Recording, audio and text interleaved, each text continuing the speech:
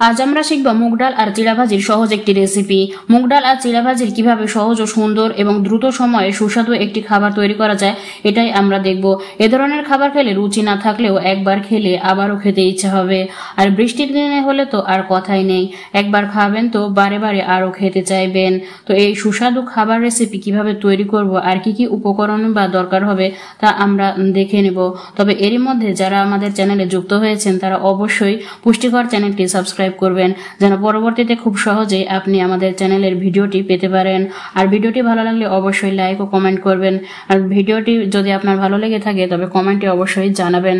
তো আমরা এখন শুরু করছি কিভাবে আমরা এই রেসিপিটি তৈরি করব। এর জন্য আমরা একটি কড়াই বা প্যান নিয়ে নেব এবং এতে তেল দিয়ে পরিমাণ মতো কাঁচামরিচ, পেঁয়াজ কুচি এবং লবণ, হলুদ গুঁড়া, জিরা এবং একটু মশলা গুঁড়া দিয়ে নেব।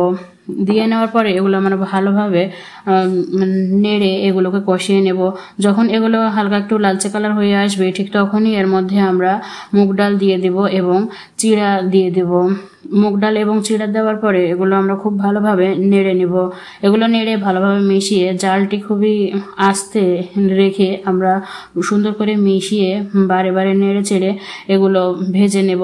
আর যেন এগুলো পুড়ে না যায় এবং লেগে না যায় সেদিকে খেয়াল রাখতে হবে। পুড়ে গেলে এবং লেগে ধরলে স্বাদটি নষ্ট হয়ে যাবে।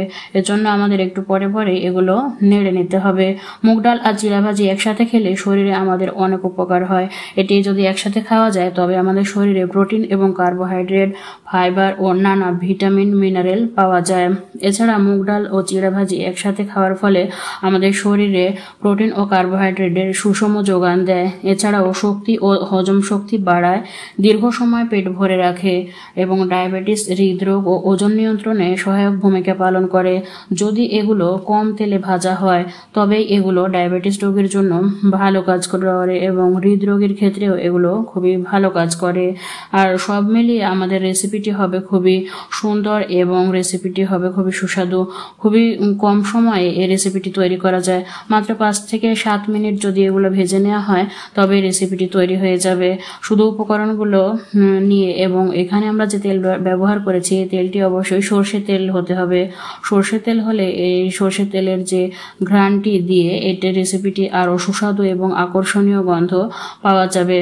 তো এই রেসিপিটি আমাদের শরীরের জন্য অবশ্যই উপকারী। এছাড়া যদি কোনো সময় রুচি না থাকে, কোনো কিছুই খেতে ইচ্ছা না হয়, ঠিক সেই সময় রেসিপিটি খেয়ে আমরা আমাদের মুখে রুচি ফিরিয়ে নিয়ে আসতে পারি এবং বারবার এটি খেতে ইচ্ছা হবে।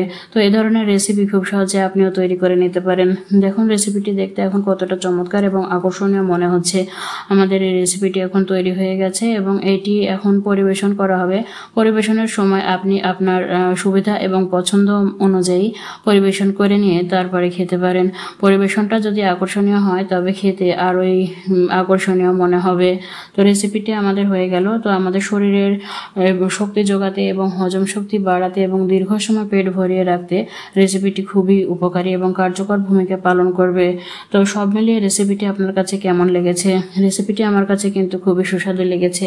আপনার কেমন লেগেছে তা আপনি অবশ্যই কমেন্টে জানাবেন।